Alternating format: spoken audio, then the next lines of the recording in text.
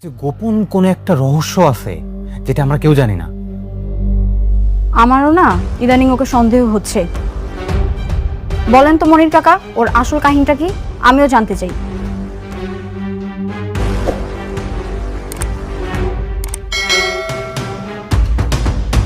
আসসালামু আলাইকুম বন্ধুরা।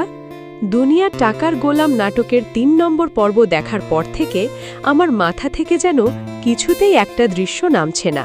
সেটা হলো গোলামের সেই রহস্যময় হাসি।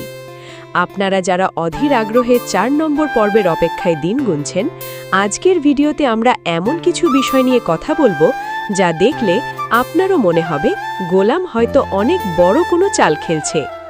অনেকেই জানতে চাইছেন ৪ নম্বর পর্ব কেন আসতে দেরি হচ্ছে। আসলে ঈদের ছুটি চলছে, তো এই ব্যস্ততার মাঝে পুরো টিমের শুটিং আর এডিটিংয়ের কাজটা একটু গুছিয়ে করতে আমাদের কিছুটা সময় বেশি লাগছে। আপনারা নাটকের জন্য যে পরিমাণ ভালোবাসা দেখাচ্ছেন তাতে আমরা সত্যিই মুগ্ধ।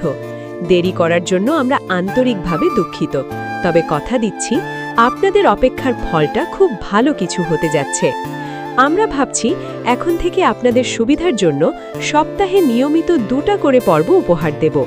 এখন আপনারা যদি কমেন্ট করে জানান যে কোন বারে নাটকটি দেখলে আপনাদের সুবিধা হয়, তাহলে আমরা সেই অনুযায়ী শিডিউলটা সেট করতে পারি।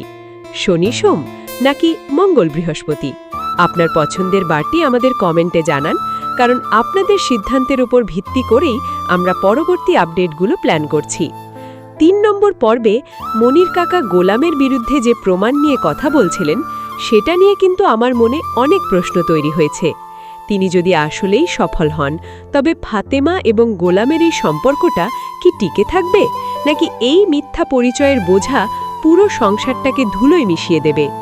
গোলাম কি সত্যিই কোনো অসহায় মানুষ, নাকি সে তার নিজের স্বার্থে পুরো মির্জা পরিবারকে হাতের পুতুল বানিয়ে নাচছে? আমাদের মনে রাখতে হবে, দুনিয়া টাকার গোলাম নাটকের প্রতিটি পরতে পরতে লুকিয়ে আছে আবেগ এবং প্রতিশোধের মিশেল। ফাতেমা চরিত্রে যিনি অভিনয় করছেন, তার অসহায়ত্ব আমাদের সবার নজর কেড়েছে। অন্যদিকে গোলামের চরিত্রে যে অভিনয় দক্ষতা আমরা দেখছি, তার সত্যিই প্রশংসার যোগ্য। ৪ নম্বর পর্বে হয়তো আমরা দেখব ফাতেমা কি শেষ পর্যন্ত তার মনের মানুষকে বিশ্বাস করবে, নাকি মনির কাকার দেওয়া প্রমাণের উপর আস্থা রাখবে। আমার তো মনে হয় ৪ নম্বর পর্বটা এই সিরিজের মোড় ঘুরিয়ে দেওয়ার জন্য যথেষ্ট। হতে পারে আগামী পর্বে এমন কিছু দলিল বা অডিও ক্লিপ সামনে আসবে যা গোলামের মুখোশ পুরোপুরি খুলে দেবে। আবার এটাও হতে পারে যে গোলাম জেনে শুনেই অভিনয় করছে, যাতে সে তার কোনো দীর্ঘদিনের গোপন উদ্দেশ্য সফল করতে পারে।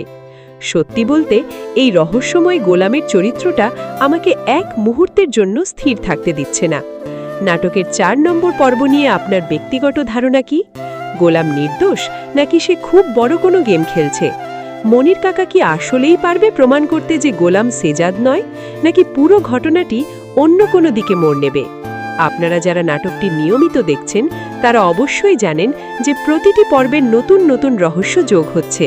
৪ নম্বর পর্বে কি কোনো নতুন চরিত্রের আগমন ঘটবে, নাকি পুরনো চরিত্রগুলোর মধ্যকার দ্বন্দ্ব আরও বাড়বে? এই সব প্রশ্ন আর কৌতূহলের উত্তর মিলবে আগামী পর্বেই।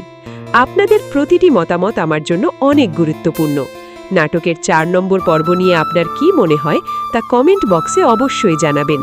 পরবর্তী পর্বের আপডেট সবার আগে পেতে আমাদের চ্যানেলটি সাবস্ক্রাইব করে বেল আইকনটি অন করে রাখুন। দেখা হচ্ছে খুব শিগগিরই পরবর্তী ভিডিওতে। আল্লাহ হাফেজ।